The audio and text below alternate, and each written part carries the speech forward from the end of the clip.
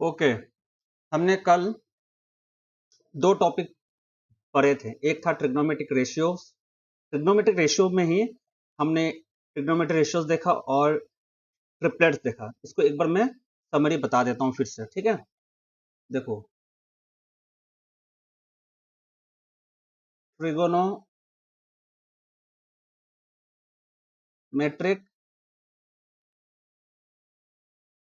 Ratios.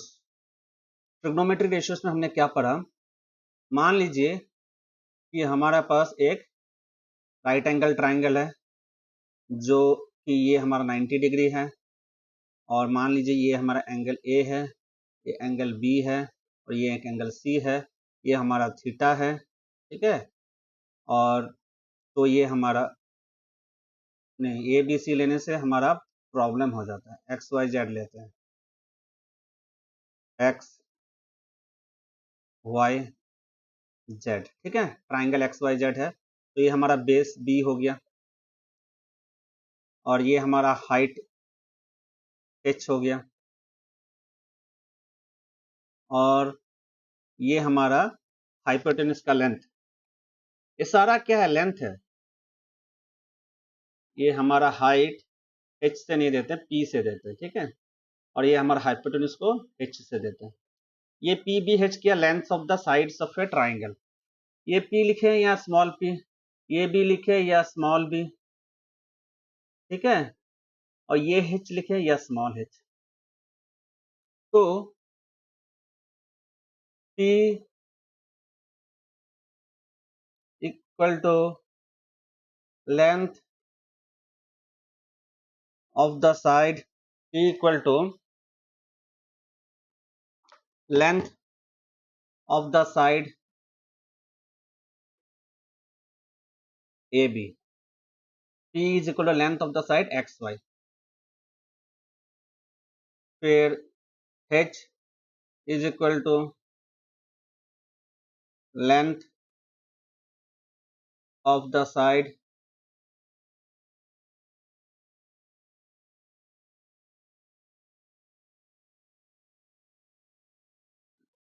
XZ, and B is equal to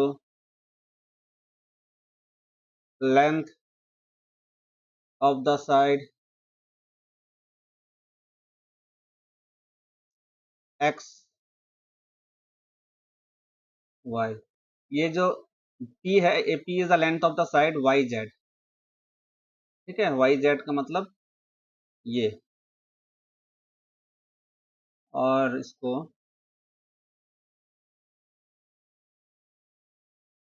ये हो गया हमारा P, और ये हो गया हमारा B, और ये हो गया हमारा H। ये सारा क्या? लेंथ है, ठीक है।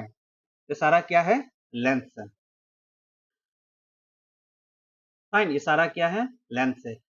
तो ये सब चीज छोटा छोटा चीज है। जब आप प्रॉब्लम सॉल्व करना शुरू कीजिएगा तो आपको अगर ये सब याद नहीं रहेगा तो आप, अरे पी क्या था, बी क्या था, इस टाइप का डाउट्स आते रहेगा आपको, ठीक है। अच्छा, इसमें मैंने कुछ फॉर्मूलाज बताए थे आपको, जैसे कि sine theta is equal to, अच्छा इसका पहले एक टेबल बताया था ना मैंने आपको, वो टेबल लिख लेते हैं।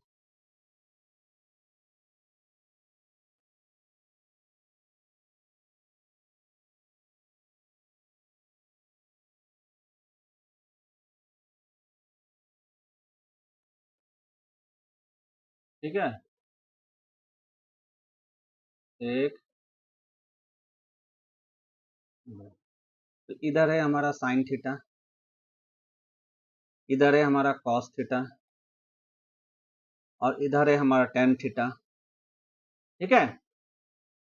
इधर है हमारा कॉट थीटा, इधर है हमारा सेक थीटा, और इधर है हमारा कोसेक थीटा। ये जो थीटा है ये हमारा कंसर्न थीटा है, ठीक है। ये हमारा कंसर्न थीटा, ये थीटा और ये थीटा सेम है, ठीक है।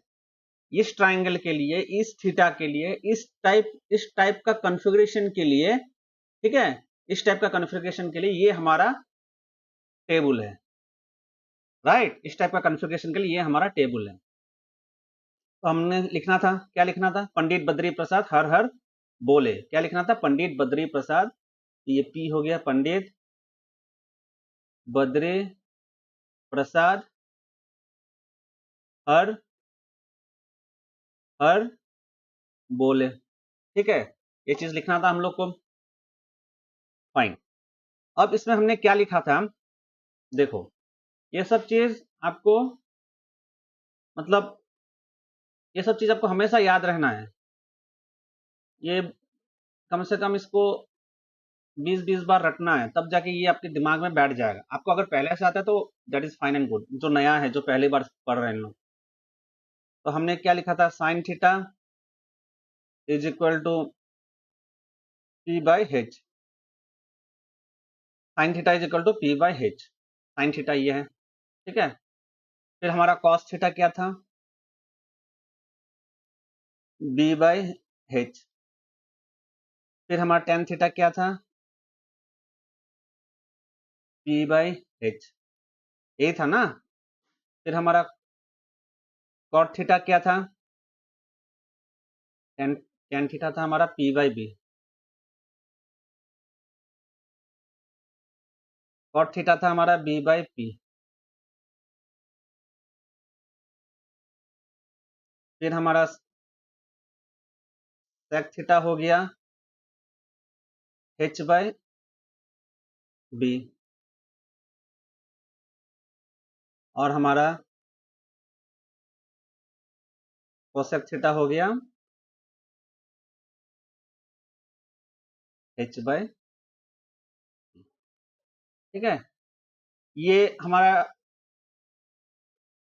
कुछ रेशियोज था जो हमें जानना था, ठीक है, ये कंपलसरी है, इसको तो आपको दिमाग में याद रहना, या तो हर बार जब आप प्रॉब्लम सॉल्व कीजिएगा तो ये जो हमारा टेबल है, ये जो टेबल है, इस टेबल को बार बार लिखिएगा, बार बार लिखिएगा, पंडित बद्री प्रसाद हर हर बोले, पंडित बद्री प्रसाद हर हर बोले, इसको लिखिएगा, लिखते रहिएगा, लिखते रहिएगा तो आपको याद हो जाएगा, ठीक है। अच्छा, ये एक हमारा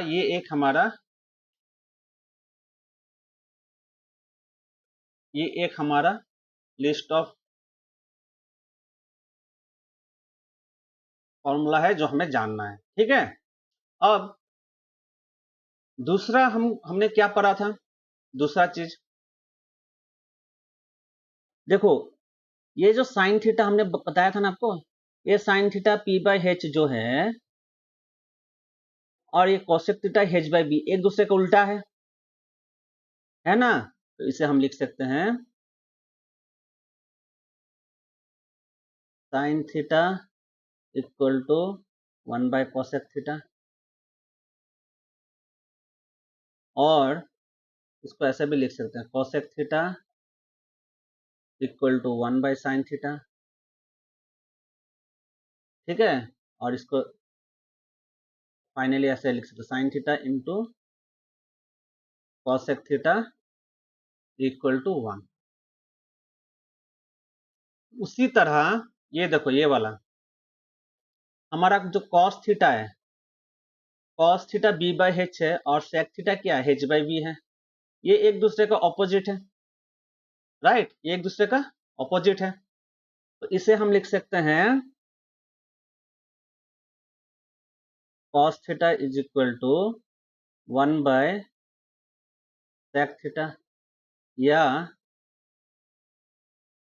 sec theta is equal to 1 by cos theta, या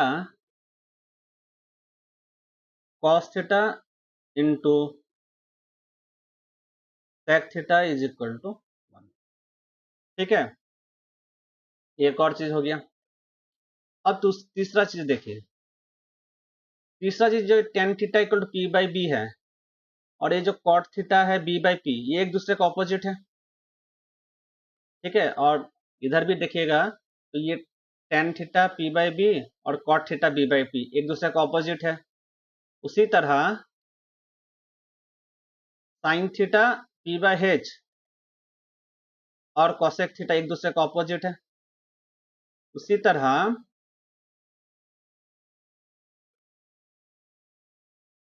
cos theta b by h और sec theta h by b एक दूसरे का ऑपोजिट है, ठीक है, एक दूसरे का ऑपोजिट है।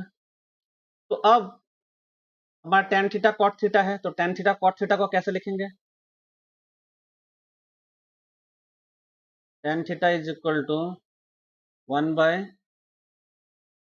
cot थीटा या cot theta is equal to 1 by tan theta या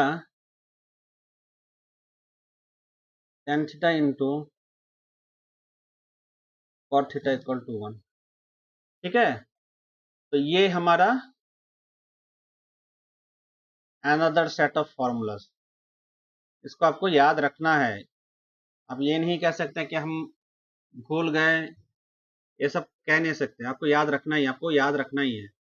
अब याद नहीं रहेगा तो फिर तो ट्रिग्नोमेट्री सॉल्व करना मुश्किल है।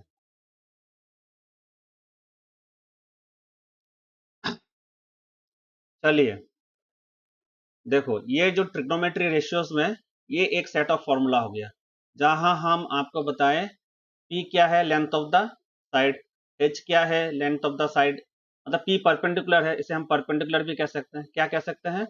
परपेंडिकुलर। इसे हम क्या कहेंगे? परपेंडिकुलर। और H को क्या है? हाइपोटेन्यूस। और B क्या है? बेस, ठीक है, परपेंडिकुलर, हाइपोटेन्यूस, बेस। और ये जो टेबल है हमारा, ये जो टेबल है, ये टेबल ये हमको याद रखना है, टेबल को हम भूल नहीं सकते, ठीक है। ये जो टेबल है, ये टेबल बहुत ही इंपॉर्टेंट टेबल है हमारा, ठीक है, इसे तो याद रखना ही है। फिर ये डायग्राम भी आप भूल नहीं सकते, क्योंकि यही डायग्राम पे सब चीज टिका हुआ है, ठीक है, यही डायग्राम पे सब चीज टिका हुआ है आपका। पी वी एच क्या है, कैसा है, थीटा कौन सा होना चाहिए, ये पर्टिकुलरली ये जो आपका पर्टिकुलर ट्राइंगल है, इस पर्टिकुलर ट्राइंगल के लिए ये सारा एप्लीकेबल है आपका, ठीक है, फॉर्मूला। अगर आपका थीटा बदल गया, थीटा इधर कहीं आ गया, तो सारा गेम रिवर्स हो जाएगा। P कुछ और हो जाएगा, B कुछ और हो जाएगा, H कुछ और हो जाएगा। और मैंने आपको ये भी बताया था, मान लीजिए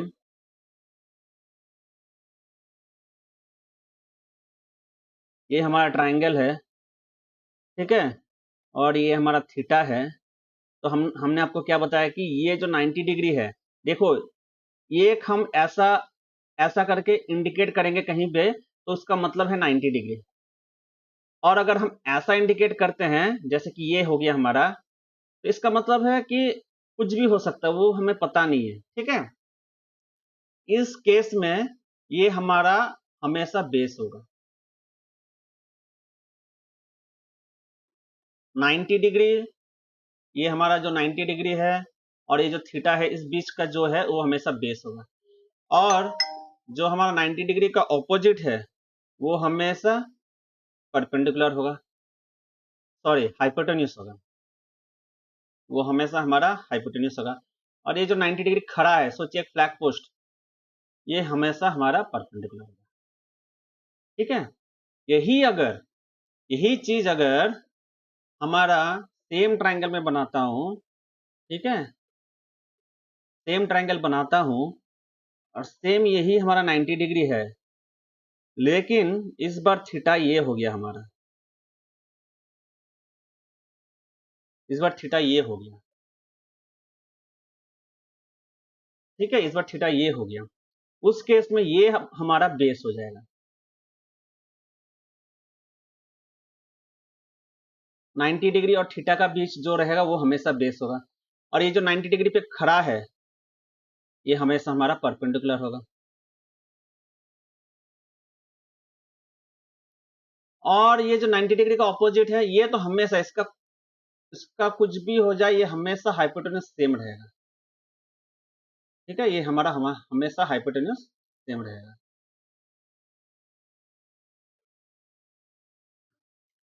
तो अब देखो इधर,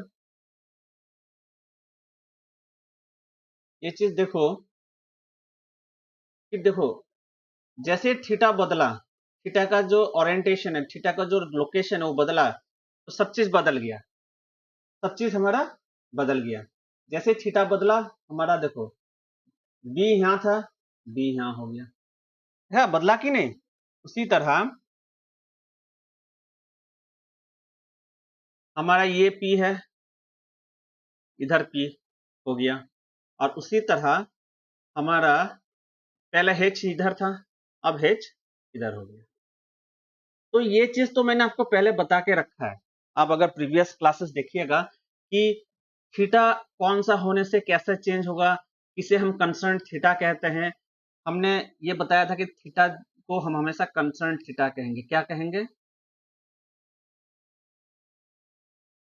कंसर्न थीटा। जिस थीटा से हमको लेना देना है, यही थीटा से हमको लेना देना है। जो थीटा हमारा होगा वही थीटा हमको लेंगे, और उसके बाद पी बी एच। देखो फॉर्मूला ये तो ठीक है, ये पी बी है, जब आप लिखिएगा, जब आप वैल्यूज लीजिएगा पी कौन सा एच कौन सा, तब चेंज हो जाएगा थीटा के लिए। अगर आपका ट्राइंगल ऐसा है तो ठीक है, अगर आपका ट्राइंगल ऐसा नहीं बल्कि ऐसा हो गया तब चेंज हो जाएगा। और आगे जाके ट्राइंगल कुछ और भी हो सकता है, कॉम्प्लिकेट कर देगा ट्राइंगल, तो और चेंज हो जाएगा। ठीक है, ये आपको पढ़ना है, आपको याद रखना है, बार बार याद रखना है। ये हमारा ट्रिग्नोमेट्रिक रेशियोज का एक सेट ऑफ फॉर्मूलाज है। ठीक है, अब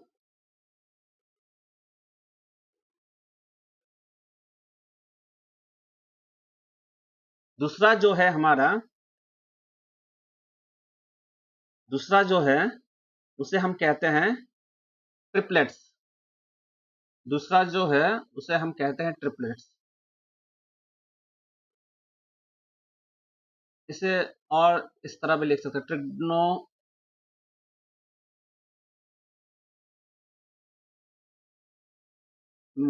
ट्रिपलेट्स। ये ट्रिपलेट्स क्या है? 3 नंबर है।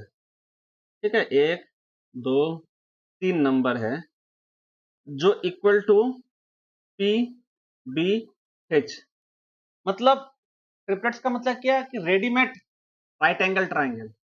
देखो जो भी ट्रिग्नोमेट्री हम पढ़ेंगे वो रेडीमेड, वो राइट एंगल ट्राइंगल के लिए ही पढ़ेंगे। ठीक है, तो triplet we get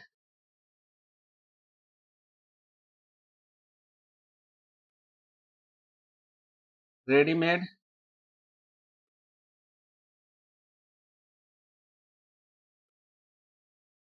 right angle triangle.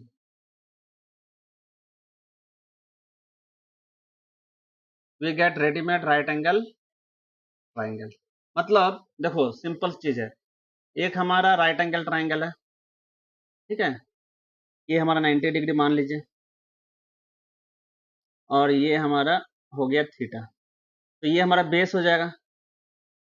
तो मान लो बेस हमारा 4 है और ये हमारा परपेंडिकुलर है 3। तो हमने पाइथागोरस थ्योरम पढ़ा था, Pythagoras theorem only applicable for, Pythagoras theorem पढ़ा था। ये क्या only applicable for, only applicable for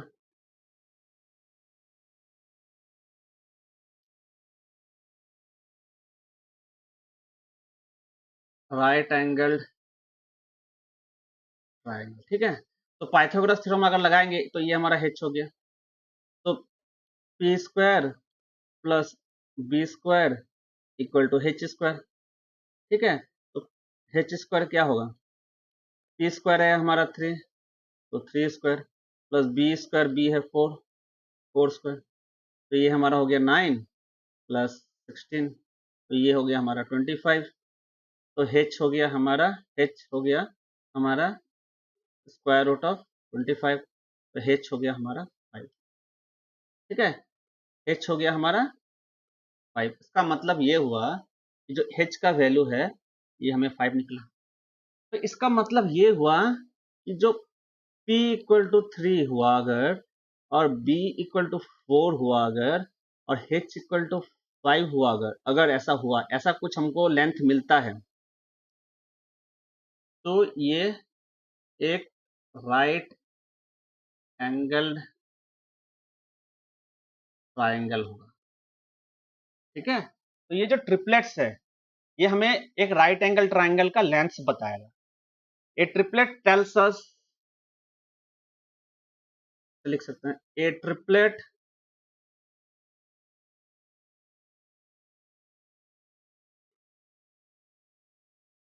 tells us the length of a right angled triangle। ठीक है, और मैंने आपको बताया था शॉर्टकट कि बार बार मैं ट्राइंगल को नहीं लिख पाऊंगा, तो इसके लिए इसका शॉर्ट फॉर्म क्या है, ये, या तो ये और ट्राइंगल। ठीक है, ये है इसका शॉर्ट फॉर्म। तो ट्रिपलेट समझ में आया आपको? ट्रिपलेट्स, अगर हमारे पास ट्रिपलेट्स है तो उसका मतलब वो राइट एंगल ट्राइंगल है। अगर ट्रिपलेट्स का दो वैल्यू पी बी है तो थर्ड क्या होगा? तो कोई एक ऐसा ट्राइंगल दे दिया कि p इक्वल टू 3 और b इक्वल टू 4, तो h क्या होगा? तो हमें ये सारा जो पाइथागोरस थ्योरम लगा के कैलकुलेट किया, ये नहीं करना है, हमें डायरेक्ट h इक्वल टू 5 लिखना है। ये कब कैलकुलेट करना है? जब हमें कुछ अननोन वैल्यूज मिला, कि कुछ अननोन वैल्यू हमें पता नहीं है, वो ट्रिपलेट्स हमको पता नहीं है, तब हमें कैलकुलेट करना है। तो इसी के चक्कर में कुछ ट्रिपलेट्स हमें हमेशा याद रखना पड़ता है, कुछ ट्रिपलेट्स हमें बाय हार्ट करके रखना पड़ेगा, जो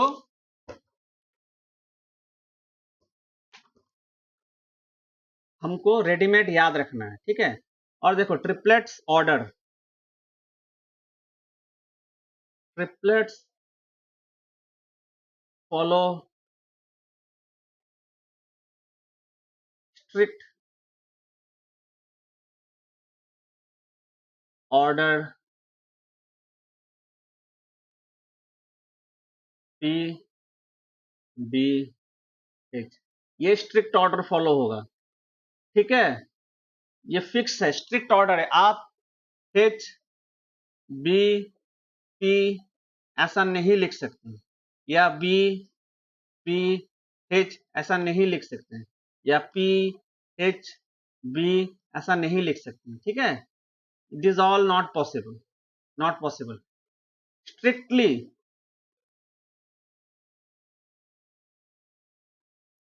फॉलो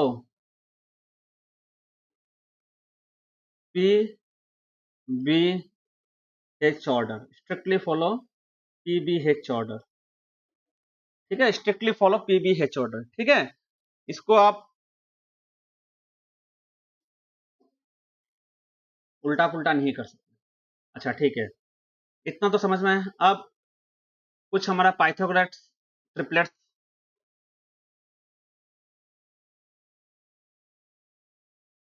पाइथागोरस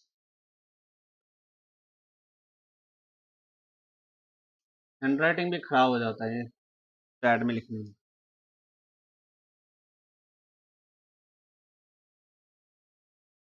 पाइथागोरस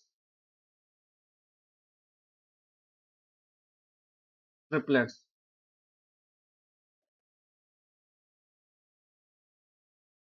ठीक है, पाइथागोरस ट्रिपलेट्स, तो क्या है हमारा पाइथागोरस ट्रिपलेट्स? देखो, इस ऑर्डर में होना पड़ेगा, पी बी एच, यही ऑर्डर एप्लीकेबल है। ठीक है, तो एक हो गया 3 4 5। ठीक है, दूसरा हो गया 5 12 13। ठीक है, 3 4 5 5 12 13। तीसरा हो गया 7 24 25। तीसरा हो गया 8 15 17। चौथा हो गया 9 40 41। ठीक है, 11 60, 61, 12, 35, 37। ठीक है, कुछ मैं आपको लिस्ट लिख के दे देता हूं, कुछ जो हर टीचर लिख के देता है। 13, 84, 85। मैं तो कहता हूं कि इतना काफी है। ठीक है, ज्यादा आगे बढ़ के कोई फायदा नहीं है, क्योंकि ये याद नहीं रहता है आपको। इतना काफी है, क्योंकि उधर भी आपको कंफ्यूजन लगने लग जाएगा कि मैं सही लिखा हूं कि नहीं। इतना रट लो, काफी है इतना रट लेने से। ठीक है, अब ये देखो, जो ये लास्ट नंबर है, ये हमेशा ऑड आ रहा है। ठीक है, हमेशा ऑड आ रहा है। अगर आपको कहीं ट्रिपलेट में जो लास्ट नंबर है हमेशा ऑड आ रहा है, उसका मतलब क्या फीचर सही है।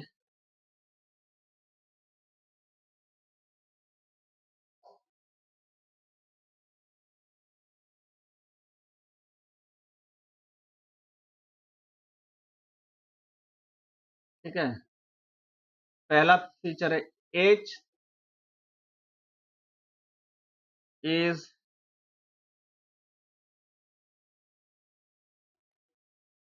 Always an odd number. H is always an odd number. ठीक है, एच हमेशा एक ऑड नंबर है। H is always an odd number, वो कभी इवन नहीं हो सकता, उसको हमेशा ऑड ही रहना पड़ेगा। अब बाकी देखो, बाकी जो है ये ऑड है, ये इवन है, ये इवन है। ठीक है, और ये ऑड है, तो कहीं पे इवन है, कहीं पे ऑड है। लेकिन दोनों ऑड दोनों इवन ऐसा पॉसिबल नहीं है। ठीक है, तो इसको हम दूसरा चीज लिख सकते हैं, P and B are alternatively odd and even, are alternatively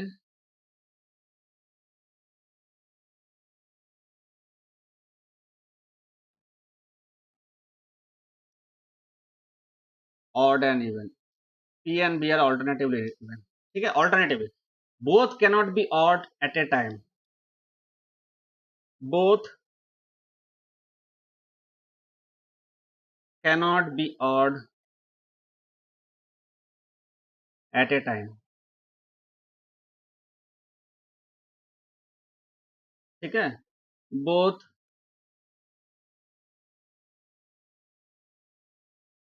cannot be even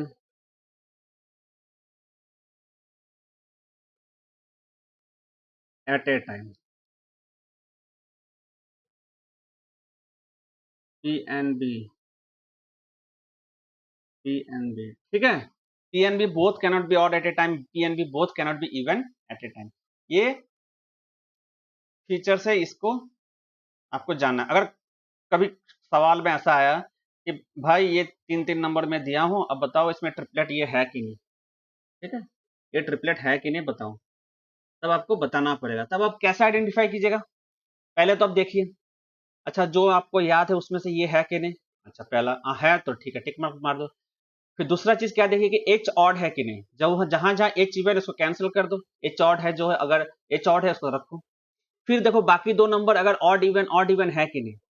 अगर वो ऑड इवन नहीं है, इवन इवन है, ऑड ऑड है, तो वो सारा भी कैंसिल हो जाएगा। अगर ऑड इवन आ गया तो ठीक है, ये सोचो ऐसा दो नंबर आ गया कि दो ट्रिपलेट आ गया कि ऑड इवन है और एच जो कंपलसरी ऑड है, तब तो आपको या अब तो पता है कि ये दोनों ट्रिपलेट हो सकता है। जरूरी नहीं कि ये ट्रिपलेट ही हो, ये दोनों ट्रिपलेट हो सकता है।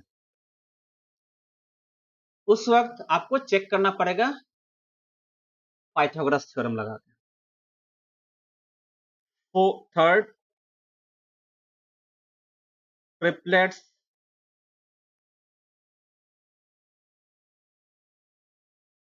Always satisfies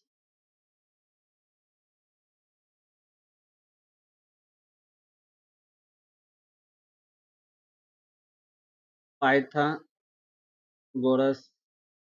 theorem, always satisfies Pythagoras theorem. ठीक है, ये हमेशा सेटिस्फाई होगा, triplets always satisfies Pythagoras theorem. Pythagoras theorem is equal to triplets, ऐसा भी लिख सकते हो यहाँ पे. पाइथागोरस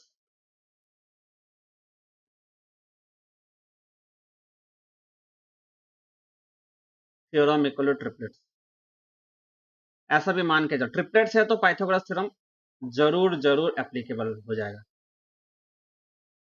ठीक है, पाइथागोरस थ्योरम अगर वो ट्रिपलेट्स है तो पक्का पाइथागोरस थ्योरम उसका एप्लीकेबल रहेगा. ठीक है, देखो इसका मतलब क्या है, वेरी सिंपल है. ये तो पाइथागोरस ट्रिपलेट ट्रिपलेट हो गया. इसका थोड़ा सा और एक्सप्लेन कर देता हूं मैं कि 3, 4 और 5 ये आपका पाइथागोरस थ्योरम सेटिस्फाई करना. मतलब क्या है, T square plus B square equal to H square होना पड़ेगा, राइट. तो ये हो गया 3 square plus 4 square equal to 5 square. अब 3 स्क्वायर हो गया 9 प्लस 4 स्क्वायर हो गया 16 इक्वल टू 5 स्क्वायर हो गया 25. तो 9 प्लस 16 हो गया 25 equal to 25.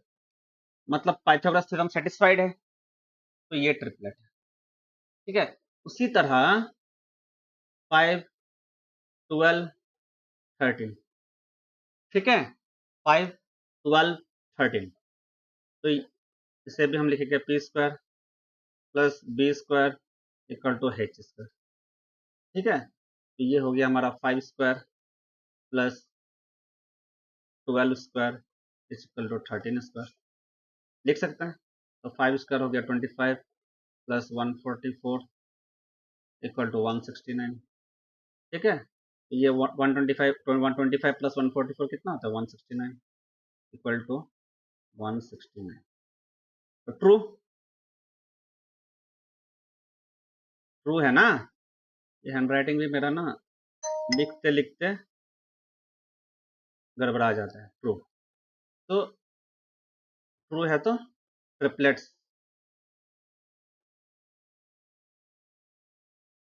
5, 12, 13 is okay.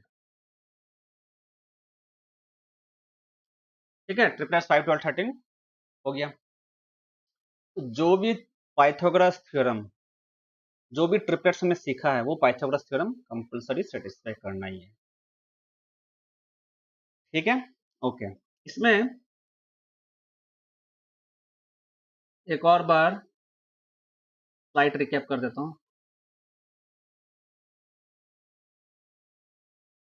Pythagoras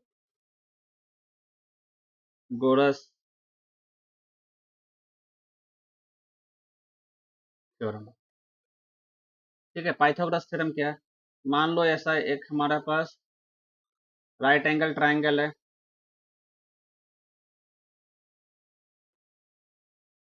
ठीक है, ऐसा एक हमारे पास राइट एंगल ट्राइंगल है. ये हमारा हो गया 90 डिग्री. ठीक है, ये हमारा हो गया थीटा. तो ये हमारा हो गया बेस. ये हमारा हो गया परपेंडिकुलर और हाइट. और ये हमारा हो गया हाइपोटेन्यूज. तो पाइथागोरस थ्योरम कहता है for a right angle triangle, for a right angle triangle, for a right angle triangle. ठीक है, for a right angle triangle E square plus B square equal to H square. ठीक है, कि perpendicular length क्या है, ये perpendicular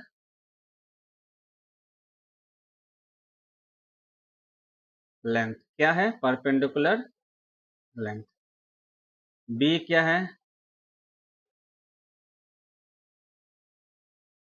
base length, B क्या है, बेस लेंथ, और h क्या है,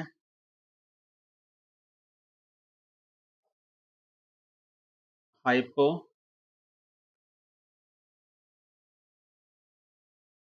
टेन्यूस लेंथ। ठीक है, अब मान लो इसको मैं नामकरण ऐसे कर देता हूं कुछ x, y और z।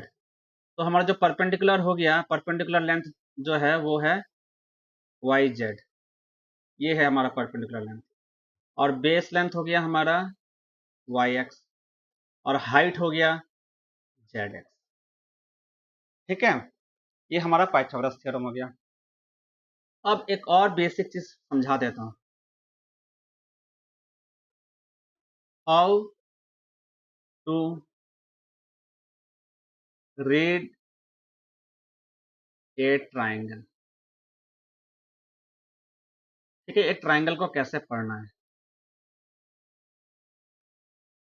ठीक है, एक ट्राइंगल को हम कैसे पढ़ेंगे। तो ये हमारा राइट एंगल ट्राइंगल हो गया। ठीक है, तो ये हमारा राइट एंगल ट्राइंगल हो गया। ये हम ये हमारा 90 डिग्री। ठीक है, और ये हमारा थीटा। ठीक है, और मान लो ये हमारा जेड, जेड, ये हमारा वाई, और ये हमारा। ठीक है, अब देखो X Y, X Y equal to Y, X Y equal to Y X equal to length of base. ठीक है, मतलब अब एक्स वाई ऐसे पढ़ो या वाई एक्स ऐसे पढ़ो, ठीक है, दोनों का मतलब लेंथ ही है। ठीक है, उसी तरह हमारा जेड वाई हो या वाई जेड हो, ये हमारा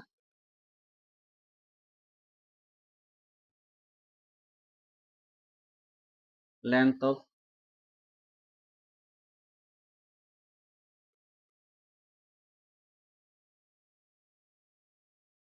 परपेंडिकुलर, और उसी तरह हम जेड एक्स पढ़ें या एक्स जेड पढ़ें, तो ये हमारा लेंथ ऑफ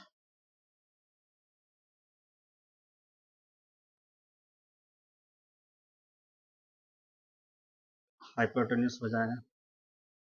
ठीक है, ये एक चीज हो गया,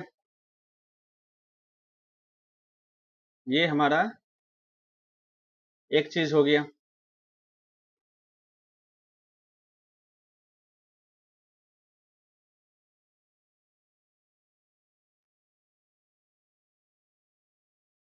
फाइन, अब देखो ये जो एक्स है, ठीक है, ये एक एंगल है हमारा, ये एक एंगल है हमारा,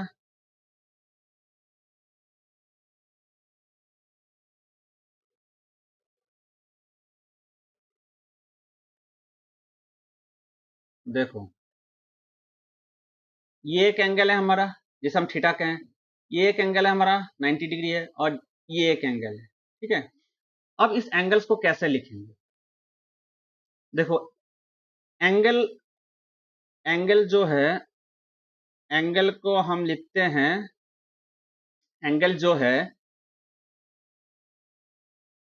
एंगल को हम लिखते हैं इस तरह, इसका मतलब एंगल, ये है सिंबल एंगल दिखाने के लिए, ये थीटा हो जाएगा। ठीक है, तो देखो अब इसे हम एंगल एक्स लिख सकते हैं, एंगल एक्स मतलब ये एंगल। ठीक है, या इसे हम ऐसे लिख सकते हैं, एंगल वाई एक्स जेड। इसका मतलब क्या, एंगल वाई एक्स जेड का मतलब क्या, कि हमने y से x के तरफ गया पहले, फिर x से z के तरफ गया। y से पहले हमने x के तरफ गए, फिर x से z के तरफ गए, जो ये बना y x z, ये एंगल बन रहा है। ठीक है, हमेशा ये बीच वाला ही एंगल डिफाइंड करेगा आपको, लेकिन हम इसे ऐसे भी लिख सकते हैं। इसका मतलब है कि y, ठीक है, फिर ये x और फिर ये z, ये एंगल हमारा बना। ठीक है, अब ये एक हो गया। अब दूसरा चीज देखो, और इसे हम एंगल थीटा भी लिख सकते हैं। ठीक है, या डायरेक्टली हम इसे थीटा भी लिख सकते हैं। This is how you read A angle. इसको आपको समझना पड़ेगा। आप अगर फर्स्ट टाइमर्स है तो इसको आपको रटना पड़ेगा। इसलिए आपको अगर फर्स्ट टाइमर्स है तो 10-20 बार तो आप प्रोसेस को लिख लिख के सॉल्व कीजिए, ताकि आपको ये सारा टर्म्स आपके दिमाग में घुस जाए। उससे क्या होगा, जब आप शॉर्टकट्स यूज कीजिएगा, जब आप शॉर्टकट्स को कैलकुलेट कर रहे होंगे तो आपके दिमाग में क्लैरिटी रहेगा कि थीटा क्या है, एक्स क्या है, और या कहीं कोई सॉल्यूशंस देख रहे हैं तो उसका मतलब क्या आपको समझ में आएगा। अब दूसरा चीज देखो, एंगल वाई। एंगल वाई को तो हमने 90 डिग्री लिखा, ठीक है, या इसे हम लिख सकते हैं एक्स वाई जेड। क्यों लिख सकते हैं, देखो क्यों लिख सकते हैं। देखो, पहले हम x से y गए और फिर हम y से z के तरफ गए, तो ये y हो गया हमारा एक्स वाई जेड। या इसे हम लिख सकते हैं एंगल जेड वाई एक्स। इसका मतलब क्या है कि हमने पहले z से y के तरफ आया और फिर y से x के तरफ गया। मतलब हमने पहले z से y के तरफ आया और फिर हम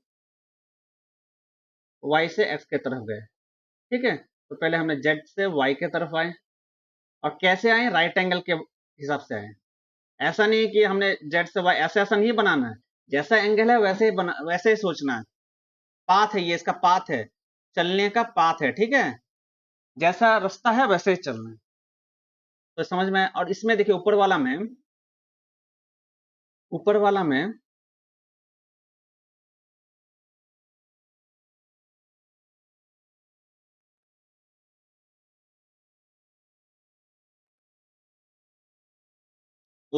में हमने y x z लिखा। इसे हम z से x के तरफ आते हैं, फिर x से y के तरफ जाते हैं, ये x हमारा कॉमन हो गया, तो इसको हम एंगल z x y भी लिख सकते हैं। ठीक है, तो इस तरह से हमको एंगल्स को पढ़ना है। ठीक है, इधर आपको गलती नहीं करना है। अब तीसरा एंगल देखो, एंगल जेड। ठीक है, एंगल जेड को कैसे लिख सकते हैं, पहले हम y से z के तरफ गए और फिर हम z से x के तरफ आए, तो एंगल जेड को लिख सकते हैं angle y z x equal to angle, इसको हम x से z के तरफ जा सकते हैं और फिर z से y के तरफ आ सकते हैं, तो इसे हम लिखेंगे एंगल x z y। ठीक है, और मान लीजिए कि इसका कोई एंगल है हमारे पास अल्फा, इसे हम अल्फा कहते हैं। ठीक है, तो इसे हम एंगल अल्फा लिख सकते हैं या सिंपली अल्फा भी लिख सकते हैं। तो इस तरह हमें एंगल्स को पढ़ना है। अगर कहीं पे अल्फा भी दिया हुआ है और थीटा भी दिया हुआ है, तो हमको कौन सा करना है, तो हमेशा कंसर्न्ड थीटा जो रहेगा उसी के बेस पे सारा formulas, all formulas concerned theta के ऊपर ही सारा फॉर्मूलास रहेगा। ठीक है, तो ये तीन चीज हमने पढ़ा। एक तो रेशियोस पढ़े, एक ट्रिपलेट्स पढ़े, और एक ट्राइंगल को कैसे पढ़ना है, इस चीज को भी हमने समझा। अब नेक्स्ट क्लास से हम क्वेश्चन सॉल्व करेंगे। ठीक है, चलिए बाय।